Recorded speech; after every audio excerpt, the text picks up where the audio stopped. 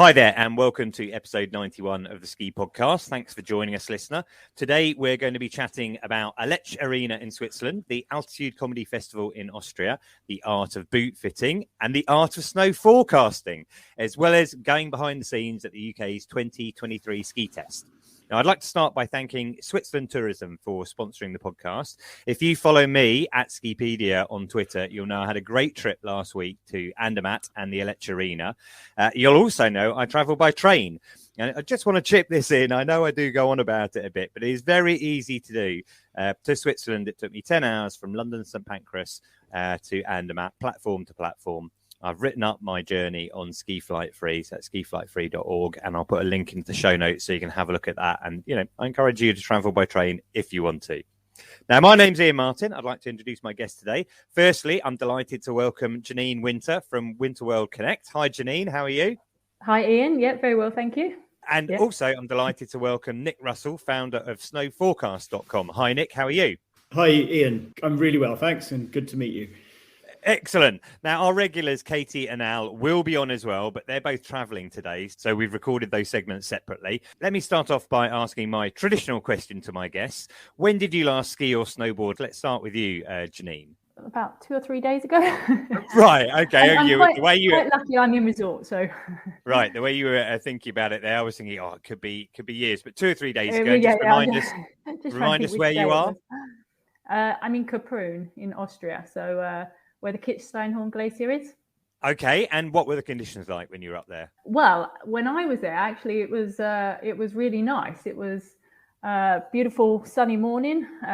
No tourists up yet, so it's nice and quiet. It was brilliant, but that was right before the sandstorms hit. So yes. It's kind of a different story right now. It's looking much yellower. My husband's actually just been up and lasted about one run. I think it's unfortunately not the best skiing conditions right now. So, well, I blogged about this yesterday on Skipedia, and we've seen some very, very strange pictures, and that's been all over the place. And I mean, even here in Brighton, we've had sand landing on the car overnight, but in the Alps, there's this orangey, browny, yellow hue that's varied across the Alps, and it's these strange conditions, not unique. They do happen from time to time, where the Sahara, you have this southerly wind coming through, bringing sand from the Sahara and dropping it off all over the Alps. Yeah, it does look very strange. I saw some really good videos taken in some places where obviously the top of the snow, where the sand has settled, looks orange. But as you see someone carve down through it, the white underneath comes out. It looks like these videos have been filmed with an amazing filter, but this is no filter, #no filter. So very strange conditions. Yeah, it's certainly hit us as well. It's definitely a pinky kind of dusky tinge in the sky. And what about you, Nick? When did you last ski or snowboard? The last time was actually at the end of January, and I went with 3 of the other guys from the Snow Forecast team, and we went to Davos. In true fashion, we faffed about the decision of when to go for about 4 weeks, and then the day before we booked the flights, and then we decided where to go when we actually got to the airport, just based on snow reports. That's what we do when we don't have the family in tow. That's how we move. And Davos looked pretty good, and we got there. And fortunately, it was the week of the World Economic Forum that was cancelled due to COVID. So we literally had the place to ourselves. It was quite surreal. Excellent. Okay, maybe that's why there was probably some really good deals on hotels when all those guys who are expecting to be there suddenly cancelled. But I like that idea of spontaneity. Quite hard to kind of bring spontaneity into most people's lives, but it's very good for us, I think, particularly after all of that pandemic. Where you weren't able to do anything, to just suddenly decide you're going to go out and pick somewhere. And I guess coming from snowforecast.com, you're able to rely on some good predictions as where you're going to be able to find the best snow. Yeah, we have made some howlers in the past, like going all the way to Japan and ending up with rain. But that was partly our fault for being quite late in March. But our week in Davos was fantastic. And we can always meet a lot of people we're connected to because we've been around a while. One guy was called Tony Galliano, and he's a ski guide, and he's been actually advertising with us for about 18 years. And as soon as we got out on the first day, he showed us the best places to go. So we had really good value for money. Excellent. Well, that sounds great. Well, I mean, I mentioned I was in Switzerland last week, and it was quite a poignant trip for me because the 13th of March was actually the day I came back, but I was in Switzerland at the time. And 2 years exactly to the day previously, I just arrived in Andermatt to the news that all the lifts were going to close. This was this period where, the whole of the world, but particularly Europe at that point, was going into lockdown. The Swiss resorts closed their lifts on the 13th. The French resorts followed the following day. As I took my train back to the UK, Paris and France was closing in around me.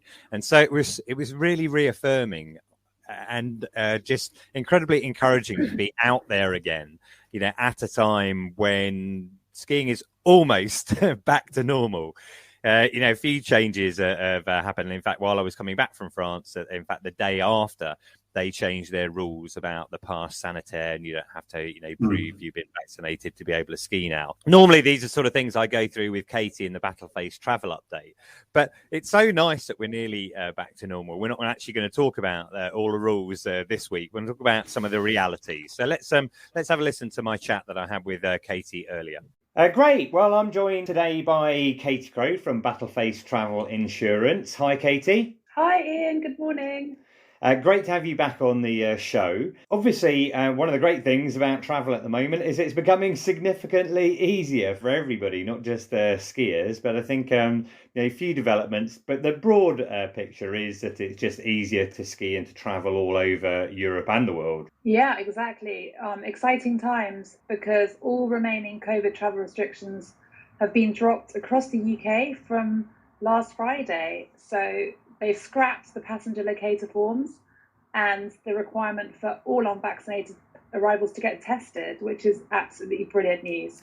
Yeah, it makes it a lot easier for people going back and forth. And I came back through France the day before they dropped their pass sanitaire or pass vaccinal, which means you now no longer need to show that to go into restaurants or to go skiing, which was a bit of a block on things before. So that's really good. So I thought that, with things getting easier, it might be interesting to talk about some other aspects of insurance and travel insurance today. And you mentioned a while ago the cost of helicopter rescue. And I know you did a survey into that previously. I wondered if you could give us a kind of insight into that. Yeah, that's right. So in November last year, we surveyed over 2,000 Brits looking at feelings towards travel insurance and estimating the cost of being airlifted from the slopes. And actually, it was incredible to see that majority of people actually really underestimated the cost of being airlifted off a mountain by nearly £7,000. They guessed an average of just over £3,000 when it's actually closer to £10,000 to be airlifted off a mountain, which is really staggering insight, really. It's immense. I mean, I certainly would have been amongst the people who guessed it would be lower. But I guess the point is that if you do have the right insurance anyway, then that's going to cover that. That's right. Well, interestingly, as many as 25% of respondents had never taken out specific winter sports cover, which is really worrying. Do you mean 20? Hold on. Do you mean 25% of people who'd taken a ski holiday didn't have ski cover? Yeah. And that's just bizarre. I can't imagine. Well, I don't know. I just can't imagine it. Who would go on a ski holiday without having ski insurance? Although I don't know what to cut costs. Yeah, potentially, or maybe they hadn't really thought about it, and the sort of impact of not having relevant cover in place and what it would mean to them. Accidents, as we all know, unfortunately do happen on the slopes, and the underestimation of the cost of airlifting shows just how important it is to be adequately protected on holiday. I noticed I was having a look at the Battleface website earlier. You can actually get insurance while you're out in resort with Battleface, can't you? Yeah, absolutely. So if, say, you land in Geneva Airport and you've forgotten to take out insurance, you can take it out, but it doesn't kick in for 24 hours. You need to then wait 24 hours before the actual insurance policy will kick into action. Okay, I mean, that's quite interesting because I think I was out in resort in Crans-Montana when we first spoke. I was suddenly realised that I didn't have the right cover because at the time I think the Foreign Office was advising against travel, and that's how I came across Battleface in the first place, because that's not really an issue right now, but circumstances, as we know, can change. And that's another element of the Battleface cover, that it does cover you, even though FCO might advise against travel. That's right. Yeah. So all Battleface policies cover destinations, including FCDO advisory destinations. And obviously, if you take out travel medical, you can then add on winter sports cover, which covers you for equipment as well as hired equipment. It covers you for cancellation, medical and emergency expenses, hospital benefit, personal accident and baggage. Okay, cool. Well, listener, if by chance you happen to be, about to take a holiday and you don't have your ski insurance yet, pop along to battleface.com and you can get some now. Katie, you mentioned in the green room that you've got some really interesting research about when accidents are most likely to occur. I wondered if you might be able to come back maybe next time round and give us some more insight on that. Yeah, I'd love that, Iain. That'd be great. All right, well, that's brilliant. Thank you very much for today. Thanks for having me again. So lots of people are out in the Alps. I mentioned I was in Switzerland. Al isn't here right now. He's just been out in Kütai in Austria. And this is his report from there. Plus we have one from Stephen in Glencoe. I was in the Innsbruck area of Austria in the Tyrol from the 5th to the 12th of March. On Saturday the 5th, we were skiing in Stubai, and it was pretty chilly, not far off double digits below freezing. But this meant that the snow was in fantastic shape. Off-piste, we could still find fresh lines. Of course, there were some tracked areas, but pretty much all of the snow off the groomers was soft, light, and just a joy to ski. And then the groomed terrain was in amazing shape. And then from the 6th through the 12th, I went and skied in Kütai, which is Austria's highest ski town at 2,020 metres. Now, the altitude's on its side, and at the start of the week, it was still cold, so -8 in the morning. It did warm up through the day then a bit. However, through the week, it got a lot milder, a lot more like spring. Irrespective of the day, though, on those north-facing slopes, so under that top Finstertal reservoir, then the snow was just phenomenal. You could still get some fresh lines, still get fresh tracks, and even where it was tracked out, it was still soft all through the week. On the sunny side, off the Hochalter side, then off the skiers' left, there was amazing spring riding to be had. And across the board, thankfully, due to its altitude, then they've still got decent snow depth on piste, so ranging between 75, 78 centimetres on the lower slopes, up to a metre plus on the higher pistes. So the carving on the groomed terrain, it was just incredible. Snow was really reactive, really grippy. There were some polished areas in places. So off that home route, those steeper areas at the very top, then that got a bit polished, a bit brushed off by the afternoons. But as long as your skis were in decent condition, not a problem at all. And if you came off that lift and turned right, or just go to the left as you're skiing down, then the snow conditions down at the Langenthal Reservoir were awesome. You could pick your line down through the trees, really good, and then just a hike back up into the town or a quick skin up, and you could lap it. I mean, the conditions were outstanding, especially when you consider they haven't had any fresh snow since the 26th of February. Hello, this is Stephen Spears with a quick update on the snow cover at Glencoe Mountain in Scotland. I visited on Saturday the 12th of March. That was my 8th day of the season there. As we go into March, the temperatures start to rise.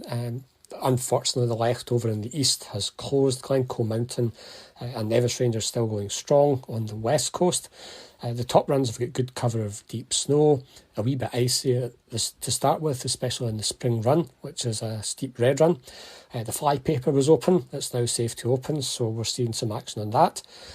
Down in the lower and the mid-runs, there are some bare patches, but the runs on Saturday were still complete, although I have heard since then that one or two of the really low runs have got broken, but there's still a path down on the plateau run, as we call it. Snow did fall on Saturday, about 2 inches, and that was a welcome, refreshing top-up, and more snow is forecast for this week. Hopefully the weekend ahead will see the new Glencoe Base Cafe open, replacing the older one which was destroyed unfortunately in a fire on Christmas Day 2019. And looking a wee bit further ahead, the following weekend, 26th, 27th of March, the Mighty Co Festival featuring an introduction to ski touring and backcountry is on, so that will be a busy weekend up at Glencoe.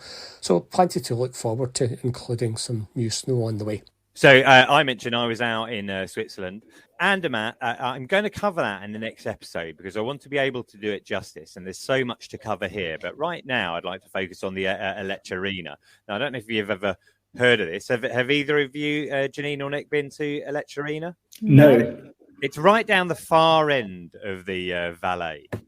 I actually came there from Andermatt direction by train. It's been so well designed. The connection from the train to the mountain. I came into a town called Fiche, and the train station has the cable car right above it. You just walk out of the train, go up a couple of escalators, hop into the cable car, and you're on the mountain. I stayed in a place called Eggishorn, Hotel Eggishorn there, which is quite small. There are only like half a dozen kind of buildings there, but it's pretty high, 2,200 meters. The whole of the area is kind of along the south-facing side of the mountain. And there's three resorts, really. Fischeralp or Eggishorn over to the left. Bettmeralp in the middle, which is much more of a sort of bigger town overall. And then Riederalp over to the left as you're looking at it from the valley, let's say. But it's high. All of those villages are 1,800, 1,900, 2,200 or more. In fact, it was quite strange sleeping at 2,200. I haven't slept that high for quite a while, apart from, I guess, refuges. And my sleep was a bit interrupted, but it was really lovely just to be in a hotel in a kind of tiny area. And I guess the key thing about Aletsch Arena, and the reason it's called the Aletsch Arena, is you have the Aletsch Glacier around the back, which is actually the longest glacier in Europe. They used to say it was 23 kilometers. Sadly, they've had to bring that down now to 20 kilometers. But there's several viewing points in the area where you can look down on it. And it's, you have to do that if you're going there. I'd say the area is probably suitable most for families. They've got lots of fun areas for kids, little race areas, mini park, a bigger park as well. The pistes are incredibly wide. The conditions were good on piste. It was all good. There were no thin spots at all. I mean, obviously they could do with some more. I think there hasn't been any significant snow for about a month now. They might have had some in the last week. Really nice area and very kind of unpretentious. It's more of a less expensive place to go in terms of Switzerland. When I was in Crans-Montana, Prada were their sponsors. You can see the Prada logos on all of the lifter pylons, whereas the car manufacturer Cupra, I don't know if you've heard of them, but they were the kind of main sponsor in Aletsch Arena, much more sort of down-to-earth type of setup. And that's probably summed up in the dish that you can buy called cholera.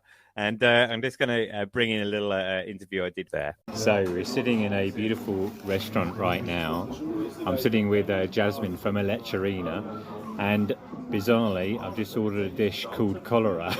Do you want to explain to me, Jasmine, what this is? Yeah, exactly. Well, the dish we are eating right now is called cholera, and of course you won't get sick after eating it.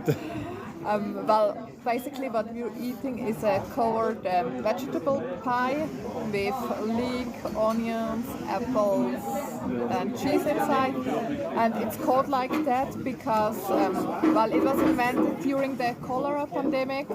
And these are basically all the things you could store for a while in your cellar during the cholera pandemic when you were not allowed So I think we're all familiar with some kind of a pandemic where you're not allowed to go out and get anything. That was a situation at the time, and people were just using what they had available, right? Exactly, that was about 200 years ago. Yeah, about 200 years ago, but now we can still get it here. So, let's try it and see how we get on. So, actually, off air, just Nick suggested, maybe they'll do a COVID pie in the future. Let's hope not. I don't really want to remember this period at all.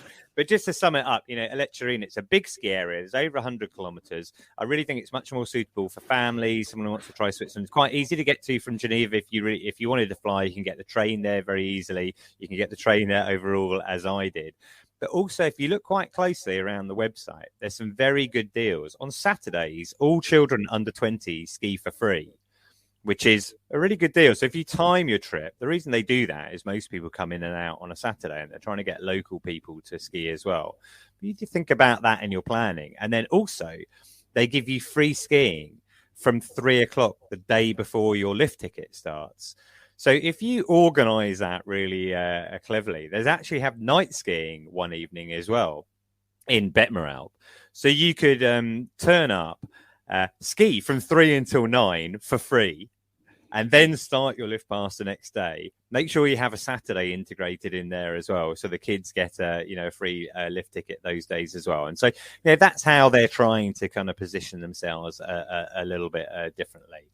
So there you go, Aletsch Arena. I had a really good time there. I will go back at some point. I'd love to do the ski touring over the glacier. I wasn't able to do that because it just didn't fit into my trip. But before I went to Switzerland, I wanted to know what weather I could expect.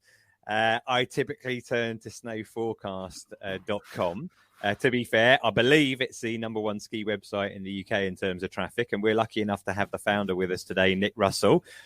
Nick, like to bring you back in. When did you set up Snow Forecast? I'm actually one of 3 co-founders, Iain, and we set the site up in the late 90s, which is so long ago, I can't remember the exact time, but it originated from Rob Davis. So there's 2 Robs and myself, and we were at university together in South Wales, and we're all geoscientists. That's our background. So making maps of the earth. But because we're all very keen on outdoor sports and backcountry snowboarding, we used our map making skills to create forecasts like nobody else had done. But how does that idea come about? You're all sitting around and thinking, oh, we could do this better than whatever's available at the moment? Well, it was Robert Davis. He was actually living in Wellington, New Zealand at the time. And there really weren't anyone to do things better by. There were just local weather forecasts for towns and cities and centres of population, but nothing really specific for the mountains. And also, as we all know, the higher you go up a mountain, the weather changes. It gets colder. You can go through cloud and back into clear sky. And there weren't any forecasts that catered for that level of detail that people on the mountain really needed to plan their trips. So I'm not a programmer, but how do you go about trying to, I don't know, convert a bunch of data that's presumably publicly available into snow forecasts? Yeah, so our weather model is a global model that's designed for aviation, and it's from the United States, from their National Weather Service. So you can take that, but it's not in any intelligible format. You've got to decode it and interpret it. And that's really what Rob was very, very good at, is taking novel sources of data and combining them to give a product that essentially helps everyone do what they want to do. And for us and for our users, it's finding out the best places to spend our time in the best possible snow. And what we do is take that global weather model and we combine it with a global terrain model of the surface of the Earth that's also publicly available. That's derived from a mission that one of the space shuttles did a long time ago. Right. And we look at where that weather model intersects the ground surface. And then we can tell if it's raining and it's 0 degrees or below, then that precipitation is likely to become snowfall. You make it sound very easy. And I have to say, from my experience of using the website, it is remarkably accurate. When we were in Crans-Montana at half term with my family, the way the site works, if listener, you haven't looked at it, if you can pay for membership, and we'll come on to that later. But if you don't pay for membership, you got to kind of get a limited window as to how far into the future you can look. We were using that to kind of work out what it was going to be before we got there. But when we arrived into resort, you can then get an hour by hour forecast, and it was amazingly good at saying when the weather was going to come in and when it was going to change, which to me is just remarkable. I mean, I know I don't know, the BBC etc. can give you a satellite thing, but an hour by hour, how does that happen? Well, when we started, it was 6-hour windows, and not so accurate because mountain weather forecasting is notoriously a tricky science. But as supercomputers have become more powerful and there's more and more data sources that can be integrated with models, we find that the same core product that we use to create our forecasts has got better and better over time, and also gone further into the future. So we're able to break that down into hourly windows, as you say. And so you can use it in two ways. One is to look at the long range, and full members can see all the way up to 12 days. Get a rough idea of where you want to go. And then when you're there, you can actually look on the day and say, right, maybe this morning's going to be a bit of a whiteout, but this afternoon it's going to get colder and clear up. And that will be the best time to go to those particular elevations. But the other important thing is that no weather forecasts tell you what's happened in the past. And we archive absolutely everything. And so if you are planning to go somewhere, say next week, you can look at what the conditions have been in the, well, that's a realistic timescale, 1 or 2 weeks beforehand. And we call those hindcasts. And you can see whether it's been warm and raining and there'll be a sheet of boilerplate ice under the snow, or whether it's been cold with lots of layers of fresh snow.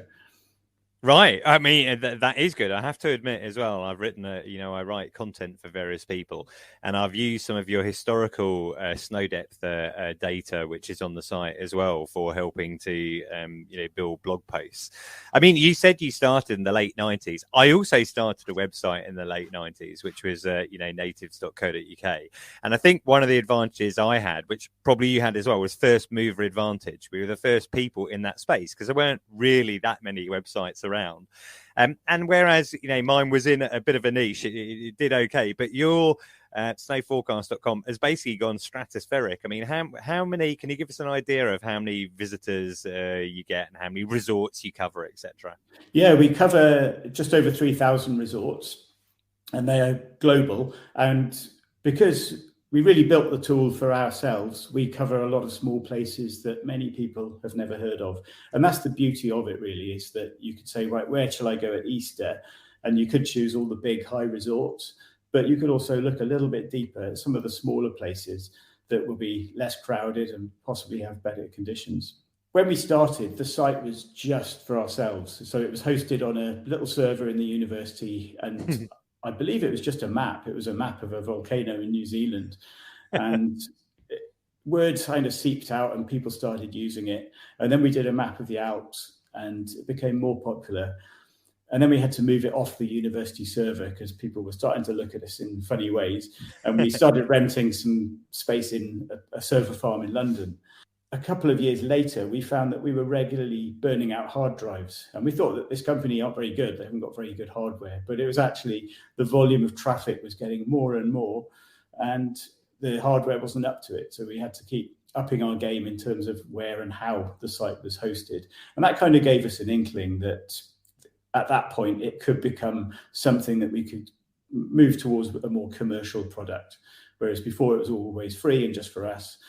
It kind of grown and snowballed, pardon the pun. And the current usership, I believe, is around 13 million users globally each year. Yeah, that's pretty amazing. I mean, I don't actually know how many active skiers there are in the world, but it sounds like a decent proportion of them are looking at the website. I mean, how do you host it now then for 13 million users? It's no longer in some little room burning out hard drives, right? No, we've actually got racks of servers in Europe and also in the United States. So we split them depending on our traffic and depending on the loads. And we've got some very clever technical people that work for us that are able to manage all that. So hosting is not a problem anymore. That's great. And obviously at some point then, going from being just a map of a volcano in New Zealand, was that Ruapehu? Yeah.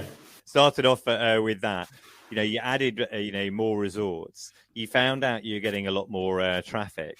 And at some point it moved from being kind of a hobby to a business. I mean, how do you make that transition? You said you were students. Do you have to give up something to take it on full time? Well, we've got a company, the other Rob McDonald and myself, we have a core business called Pterodat, which is a geophysical mapping company. So we do things like mineral exploration and environmental site surveys. And it's not that dissimilar from snow forecasting in that we're outdoors, we're gathering data and we're presenting it as maps to people who aren't necessarily specialists in that area. Really, we structured it using software that runs by itself, so it automatically generates the content. And so there was really very little to do other than use the site and test it.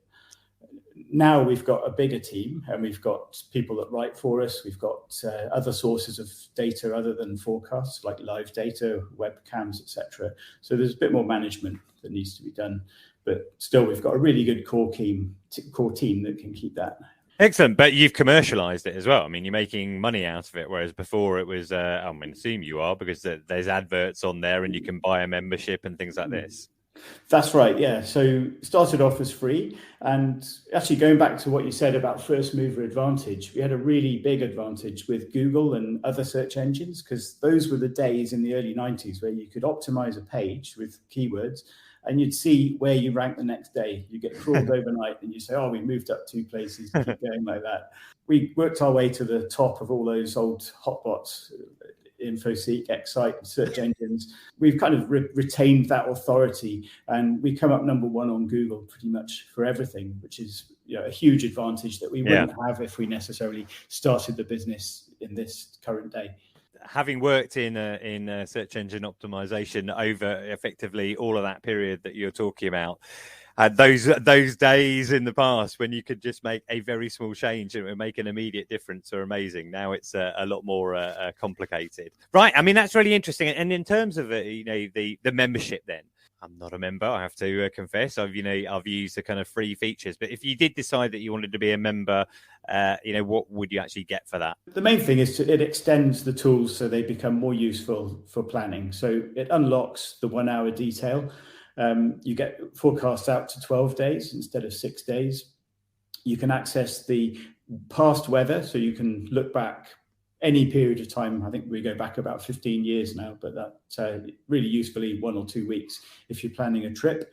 Snow history, that's something you mentioned that you looked at. So we've been archiving data, and you can look at the best times of year and how many bluebird days, for example, a certain resort gets, and start to do comparisons and really tweak your trip for a future year.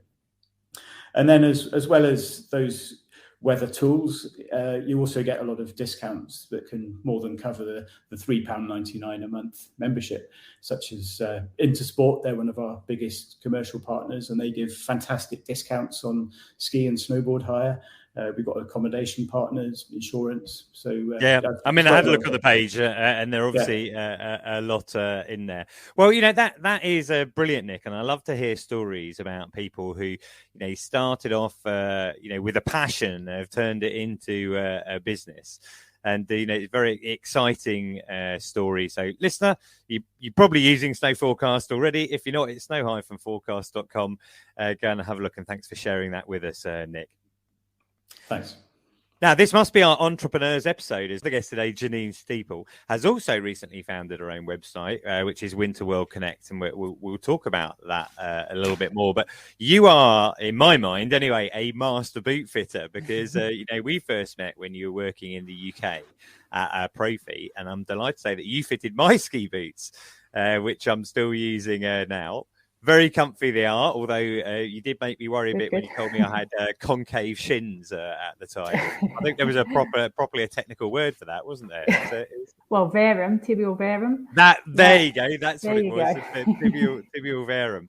But before we move on to Winter World Connect, maybe you can give us a little bit of a background, Janine. How did you get into skiing? I mean, obviously from the UK, I was one of the original dry slope skiers. I think I started at the age of 11, went to like a birthday party, and then, caught the bug, started doing the ski club and then the race club, and then just got kind of hooked on it that way, really. Whereabouts was that? What slope were you on? I was on Chatham. That was my closest slope. Right. Okay. And how long is Chatham? 200 meters. Oh, quite a long one as they go. Yeah, it's I think it used to be third longest. I think it's changed a lot now. But in fact, I was surprised at how many more there are now. But at the time, it was one of the biggest. And so that was your introduction to skiing. And then, somehow, you went from being like a keen skier to becoming a boot fitter. How does that transition work? So there's no plan there. Basically ended up doing my first season when I was 21. I went to New Zealand for my first year. Planned to go for 6 months, and set up a couple of interviews before I went, and ended up working as a rental technician over there. Loved it, as everyone does, and then keeps going. So I think it was after the first couple of years, basically, that I kind of saw what was going on in the boot fitting world. Saw, it's a little bit more complex. There's a little bit more to learn. I've always kind of had the interest in anatomy. Yeah, it was just something I was really interested to learn. You could do so much more with it. It's kind of, you're always learning. So yeah, it was just a skill that I was really keen to kind of get into. And I was going to say, I really got into it in the States when I moved to the States. So the shop I worked in there was the boot doctors. So I was just quite lucky that was what they specialised in. Right. Okay. And so you developed your boot fitting skills, and now you live out in Kaprun. And recently you set up a new website called Winter World Connect. Could you tell me what that's about? I kind of had the idea just since I've been working in the industry.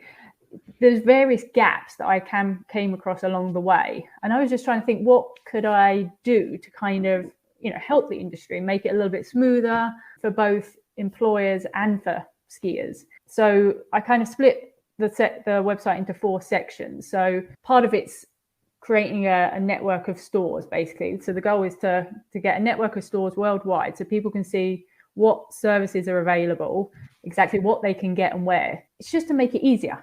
People can plan easier. They know where they can, say, get their boots stretched, or they know what they need to do before they go, and they know where they can get their skis rented. They know where they can get the skis serviced. So that's that section. And then the second part of the website is all to do with tips. So just to make it their experience a little bit easier, if you like. Especially people starting in skiing, they don't know any of the basics.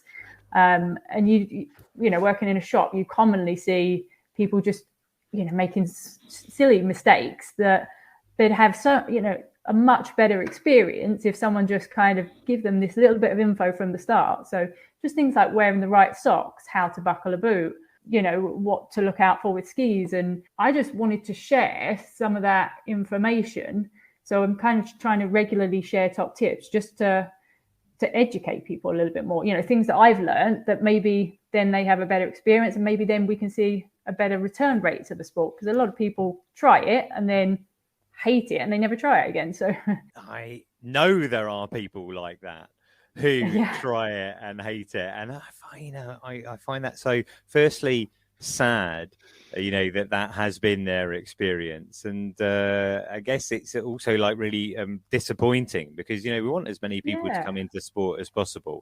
And I had mentioned it in a previous episode that a lot of people, they do maybe tend to assume that their boots are naturally going to be uncomfortable, but it actually doesn't have to be like that at all, does it? And I guess what is particularly when you're talking about how to go about doing up your boots, advice on that sort of thing can be really useful, because if people understand that a little bit, it's something we touched on the show before with Al. No one should have to ski in pain. No, I mean, that's it. You don't need to. There's a lot of options out. There's a lot of boots out there, and I think it's very hard if you have no knowledge about ski boots to find the right one. So if you can visit a boot fitter who's got this knowledge about every last width and the flex of the boots and the liners, and they're going to be able to provide you with a much better fit, and then obviously a better experience. Cool. Okay, well, if people want to know more, they can go to winterworldconnect.com. Yeah, that's it. Yeah, cool. All right, that's brilliant, Janine. Thank you very much. We're going to move on to Al now, who is our equipment guy, but he's not here today because he's on his way up to Scotland to do some ski touring testing up there. And last week he was out in Kutai. We heard his snow report earlier. He tells us just now about how the ski test works. Right. Hi there, Al. Good to have you back again. How are you going? I am good, thank you, Ian. I am very good. I've just been in the mountains. So you missed our little chat at the beginning of the podcast. Shall I ask that question now? When did you last go skiing or snowboarding? Last week I was in Austria for about 9 days, and it was fantastic. It was definitely nectar for the soul that week. Yeah, excellent. Well, I'm really pleased to hear that you got out there again. Obviously, the situation there for you is a bit different probably from what you would normally be doing, because this was the ski test. It's designated as. It's not just skis that you test, but this is where all the different manufacturers and the brands come together with next year's equipment for people like you, the experts, to test and cast their view on it. Absolutely right. There's skis, boots, accessories, snowboard boots, helmets, goggles, skins, poles, almost you name it, and there is some product there in some form or other. And remind us where you were. I was in Kütai in Austria, which is anecdotally Austria's highest ski town, just over 2,000 meters. So the snow was great, really cold at the start of the week and warmed up, but yeah, it was fab. Okay, excellent. And so how does that actually work then? I mean, you've got a pair of skis. You ski on the same slope again and again and again. Is that how it works? Well, Kütai is pretty unique in that you've got a range of angles, a range of aspects, and then you've got a load of easily accessible off-piste terrain. So taking a step back, so there's an organization called the Snow Sport Industries of Great Britain, the SIGB, and they look after all sorts of things. They take care of trade and the retail members, media, travel, all sorts of things. It's basically a hub of all the snow sports trade in the UK. And one of the things is they organize a trade show called Slide, which happens in January typically. And then they have the ski test, which this was, and it moves around the Alps. So last time it was supposed to be in Pila. That got cancelled last minute and we all shot up to Scotland. But this time it went ahead kind of post-pandemic in Austria, and the restrictions in Austria lifted the weekend that we got out there, which was superb. So there's a whole stock of skis. You're saying there's lots of different areas that you can ski. Yeah. Presumably, if you're testing skis within a certain category, then you must need to try and replicate the run as best as you can every time, so you know what you're comparing. Yeah, and that's one of the challenges. So if it starts to snow partway through the day or partway through the week, then you need to plan that in. It was pretty crisp, clear all week. So on the first day, I did all of the all-mountain product. So you ski the same terrain, some on-piste, off-piste bumps, trees. And then on the Tuesday, I then did piste product. So there's a fantastic long slope with loads of different angles, really well groomed. So exactly as you state, you replicating the conditions for the skis to take out as many variables as you can. And you ski in the same boot wherever possible. So when you're testing skis, you're just testing skis. And then when you're testing boots, you might test that boot on various skis. Obviously, the combinations are going to make things more complicated because you've got a certain pair of boots and a certain pair of skis. There must be different boots that are better suited to different bindings, perhaps, or does that not work? Totally right. So if you're going to ski touring stuff, because we've spoken about touring stuff previously, and you're on pure pins, so you've got pins either side of the toe and then two little pins that go in the back of the boot, you need a boot that's going to work for that. And then if you're on a hybrid touring binding, then it needs to meet the touring norms. So there's certain steps at the front and back, but those kind of boots won't push piste performance skis so well. So I had 4 pairs of boots with me for that week. On the final day, I was testing boots from other brands, keeping the ski constant. Gotcha. Okay. So you're not testing the new boots at the same time as testing the new skis. So you've got that consistency within it. I get it. What about other products such as, helmets and clothing? How do you go about testing those? Is that simply a matter of trying it on, or do you take that out into the field as well? Yeah, so for a lot of the time, I was testing some touring clothing. So when I had that on, then I would go touring and go skinning and skiing and hiking. And then for other things, if I've got, whether it be a visor, helmet, or new goggle, maybe it's an OTG, so over the glasses, I'll try it on with those things. And I ski in it. Yeah, I don't know how many pairs of goggles I got through, 8-10 pairs of goggles, numerous helmets, and 40 odd skis. So and how do you actually kind of retain your thoughts, your comments? You just have to remember it as you're going down, or when you get to the bottom of a run, are you making notes straight away each time? The SIGB has test cards which are generally number based with a little comment, and then I have my own test cards for each product, and that has a lot more kind of descriptive text in there, and between those I can then give a pretty good summary of what the product is like. So after I've skied every ski, I will write about that ski. Absolutely right. And the same with the helmet, same with goggles, same with whatever it may be. So it's quite an intense week, but it's a really fortunate position to get on some of the next season's product before other people. Absolutely. And how many people are out there? Who attends this type of event? In terms of brands, so there was about 18, 20 ski brands. Most of those have boots. There was about half that in terms of snowboard and then accessories and things. A lot of retailers attend. So the big retail chains, as well as a good proportion of the independent snow sport retailers in the UK. And the beauty with that is that they've been on the product. They've already made their orders. So that's done, but it's about getting their staff onto the product. So when they're advising their customers, you're getting real first-hand advice about that product. And then there's media. So there's myself, and I represent different organizations, whether it be me, whether Ski Kit Info, whether it be the Telegraph, you, the Ski Podcast. And then there's things like Four Line and On Snow and various media organizations. So yeah, it's a real mix. And do you ever find yourself, queuing up? There's a certain type of ski that you really want to, you're waiting to get your chance to get onto it, and there's a bunch of other people ahead of you in the queue. It has been a problem more so in the past when a greater number of people attended. So the numbers were a bit lower this year. Just the time of year that it was for some stores, that maybe they didn't get as many staff out there. Maybe some media didn't take as many staff out. So it wasn't as bad. But because I'm so busy when I'm there, if there's a queue, I'll go to somebody else. Right, not a exactly. problem. I have a whole list every day of what I'm going to test, so I can just move along my list and get a different product. Cool. Well, brilliant for joining us today. Thanks very much. You haven't been able to join us live because I know that while we're recording live tomorrow, you're on your way up to Scotland for your next set of events. And I think you're going to come back and tell us about those. But hopefully we can talk about all that 22-23 kit. And maybe as the season finishes, you can come back and give us a run through on some of the new developments and the new trends. I would love to do that. That would be ace. Cool. All right. That's brilliant, Al. Thanks very much for that. Thank you, Iain. And just a reminder that while it's lovely to own your own kit, I tend to hire when I go out to the Alps from Intersport. Skiing, to rent or buy? That is the question. Buying is nice. You can put the stuff on in your bedroom and practice your moves. Who doesn't want to do that? But the equipment can be expensive, and you might not have even tried it first. Are the reviews trustworthy? Then you have to get your stuff to the mountains. You're gonna need a bigger taxi, mate. You'll most likely require an oversized taxi.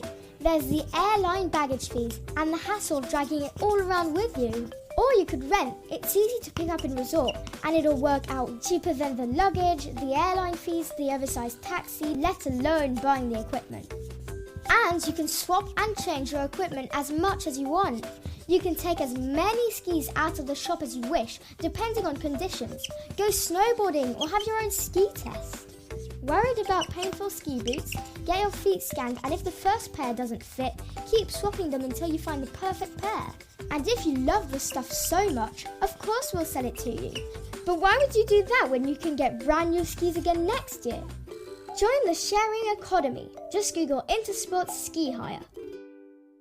Also, earlier this week, I had the chance to talk to Marcus Brigstock and Andrew Maxwell, comedians who are organising the Altitude Comedy Festival, which is taking place just down the road from you, Janine, in Mayrhofen later this month. Let's hear what they had to say. Andrew, can I start with you? I know some people got out of shape during the last couple of years with the pandemic on. Key question for you is, do your lederhosen still fit?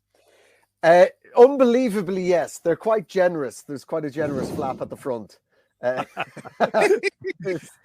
are lederhosen. For those who don't know, the Altitude Comedy Festival is in the Austrian Alps, and we've been there for a very long time. And the town keeps gifting me ever more elaborate lederhosen, which I then oblige. I mean, we're talking the latest one they gave me. They're worth €1,500. Like, it's like, wow. Very. Yeah.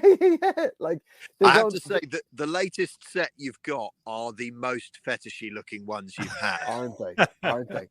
They're black leather. They're obsidian black, dark as my soul.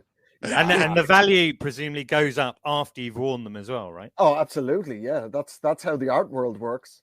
And so I basically, in tribute to Austria, the very warm, friendly, but also practical people of Austria, I wear the lederhosen for the entire week of the festival.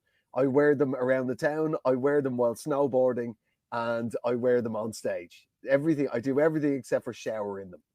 In fairness to the resort, I think their generosity on recognising that Andrew wears them for 7 days straight without a break.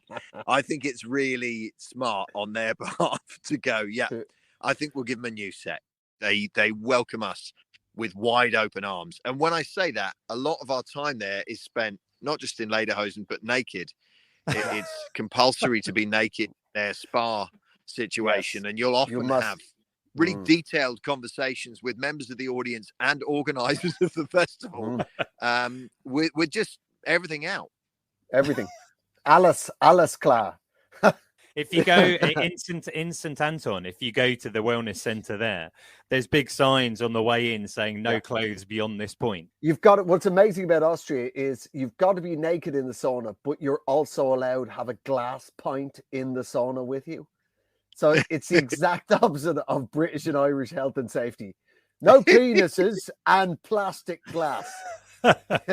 No. No, please, of course, if you're brave enough to get your todger out in the sauna, you can definitely have a pint. You are grown up. Have a real pint with a proper glass you can smash against the wall and fight your way out. The only thing we have found is that for those of you trying to drink a pint of milk, it can be difficult in a sauna, but good luck.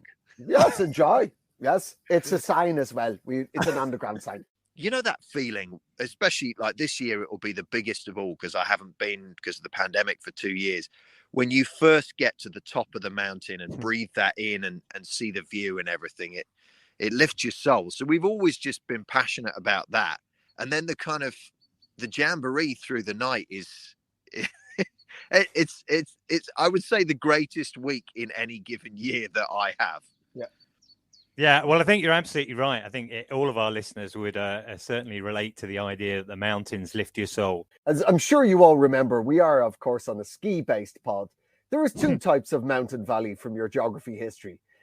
Your geography. There is the V-shaped valley, which is forged by a river, the fluvial V-shaped valley, and then there's the U-shaped glacial valley, which is where the actual town of Mayrhofen is down at the bottom on the flat of the valley, a wide flat valley. So, and we always do altitude in the spring. So the town it's hot. It's like a British summer. It's light, every day is sort of 20, 21, 22 degrees. So you can have a sunbathing holiday if you want. And then you go up and up again in the 2 ski lift systems and you get to the top and you're back in a winter sport holiday. So it's a twofer. Another crucial element to that, to the flat valley base is that those who are half cut can always get home because it's flat. They're not having to deal with steep, icy terrain to get back to the hotel. Who's the best comedian that you've seen on skis or a snowboard? Are there any naturals out there? Well, I tell you what, and he looks like a ripped Adonis, and he's very pleasant and handsome, which makes it all very even worse. But Joel Dommett, he's come out to altitude a good few times. But just before he kind of really broke big in the world of, mainstream TV presenting and whatnot. But he is fast. He is really fast. It's really a shame that they didn't find a way to carry on making the cannonball run that was. But after 3 years, it was when Davina McCall looked straight down the camera and went, Beth Tweddle, gold medal winning Olympic athlete, will not be competing today, having broken her spine. I think at that point, the insurance people were like, okay, we're done here. Yeah. But I loved it. Do you know, I was on the jump. I was trained by Olympic athletes to do the sports that I have loved since I was a kid. I did skeleton bobsleigh, I did 2-man bobsleigh, speed skating, speed skiing in the full rubber outfit with the fins and everything, downhill slalom, and obviously the ski jump itself. Now, the ski jump, I don't know if, Iain, have you been off a ski jump? Yeah, I've actually visited that set at Kutai before, and I've seen that jump. And it looks pretty small when you see it on TV, but when you see it in real life, it's quite significant. Yeah. Mate, I have never been more physically frightened than I was doing that. I once sailed from Norway to Greenland on a climate research sailing boat. and the journey took more than twice the time that it was supposed to. We got stuck out at sea in a force 9 gale. There's nothing there. And that was nothing compared to sitting at the top of a ski jump, knowing that when you stand up, your feet are locked into metal tracks. There's no way of stopping once you stand up. You're going off the end of that thing. I've never been more terrified in my life. I really enjoyed talking to Andrew and Marcus, and if you'd like to hear the full interview, it's available as a special episode, which you can download from wherever you download your podcasts or listen to it at theskipodcast.com. So, listeners, you will know that the Paralympics have recently finished. Team GB did pretty well. I think their goal was 7 medals, and they ended up with 6 medals. Millie Knight, who I interviewed on the podcast a little while ago, and if you're interested to hear more, there's a complete episode with her and her guide, Brett Wild, picked up a bronze, which was great. I was also very pleased to see Ukraine did so well in the medal table. They were second overall, and we don't tend to delve too much into politics there, but I just found that very encouraging. I also want to do a shout out for Jasmine Taylor, the British telemarker. She has had a brilliant finish to the season, picked up podiums, 3 podiums overall in the last couple of races. And also to Charlotte Banks. Didn't quite work for her at the Olympics, but she did finish top in the snowboard rankings for the season. And Mia Brookes, who also had a really strong end to the season. She's only 15 as a snowboarder, and she will be moving up a level next season. So we can look forward to seeing how she progresses. Thanks to everybody who voted for us, if you did, in the Sports Podcast Awards. So voting is closed now. So we'll find out by the next episode how we got on. We'll see what the public think. But thanks very much if you did vote for us. Another thing you could do if you want to support the podcast is give us a review. And if you're overseas, I actually don't see those for some reason on Apple. So just drop us an email, theskipodcast@gmail.com. And to be honest with you, I'm always interested in what listeners think. So just send me through your thoughts. I'd like to thank Peter S. He shared on Facebook, said Ian's a great ambassador for our sport. Really enthusiastic. Thank you, Peter. It's not all take, though. We have some stickers back in stock. Try saying that fast after a Jägermeister. If you'd like to plaster some over the next resort you go to, then drop me an email with your address. And you can follow me at Skipedia and the podcast at the Ski Podcast. But for now, I'd like to thank Switzerland Tourism for sponsoring the show and thank my guest today, Janine. Thank you. Yeah, thanks very much, Ian. Good to chat to you. And Nick, thank you for joining us. Thank you very much, Ian. And finally, listener, thank you for joining us. And until next time, goodbye.